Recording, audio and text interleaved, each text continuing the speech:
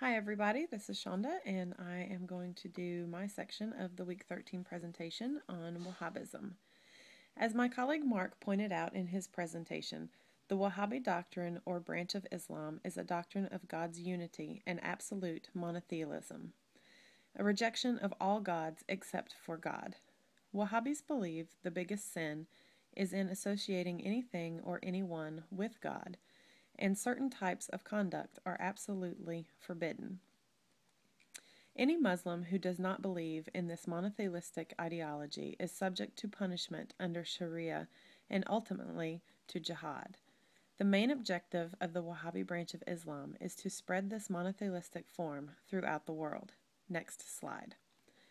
Through strong financial backing from government entities, terrorist organizations, and elite upper-class Muslim individuals, the Wahhabi doctrine has migrated to many parts of the world, not just in the Middle East, but to other nations as well, especially nations that historically practice Islamic theology. One such nation is Russia. My portion of the presentation will focus on the Wahhabi influence and movement into Russia and the social and political changes resulting from that influence. Next slide. A large portion of Russia actively practices Sufi Islam, especially in the southern regions. Parts of Russia, such as Chechnya and Dagestan, have seen an uprising of militants spreading Wahhabism in recent years.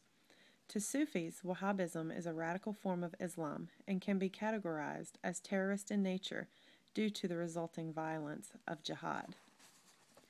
In Russia, Wahhabism has constituted an artificially adopted international religious political ideology which has severely compromised Sufi traditions of ancestral worship, veneration of holy sites, and sainthood throughout the region. Next slide.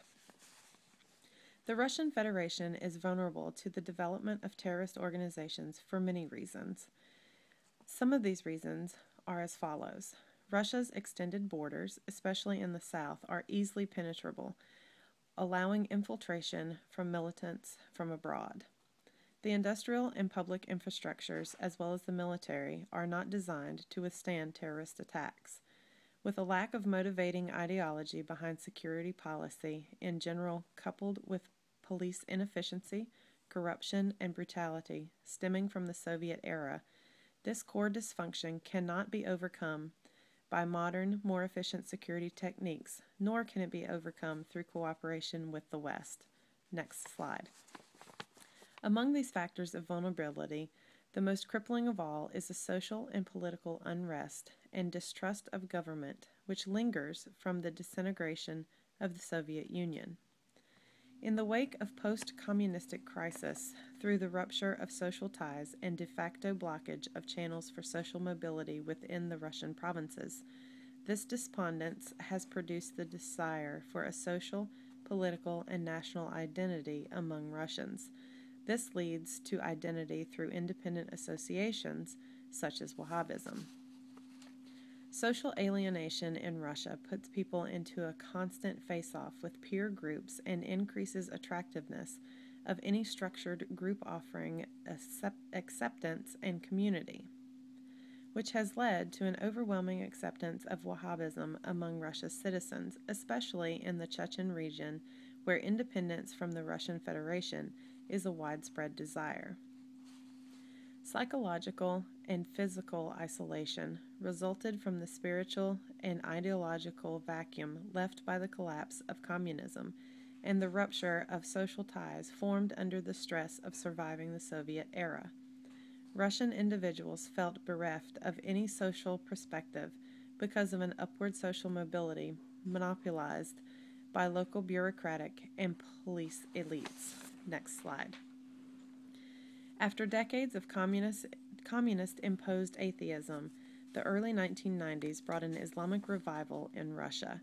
This revival was marked by the Gulf states, Saudi Arabia, the United Arab Emirate, Kuwait, and Qatar sponsoring the development of religious infrastructures as well as education within Russia. This caused conflict at the top levels of the Muslim community as well as in numerous local mosques where Arab-educated bearers of pure Islamic teaching and Sufism claimed authority over the moderate mullahs that were traditionally loyal to the Russian government.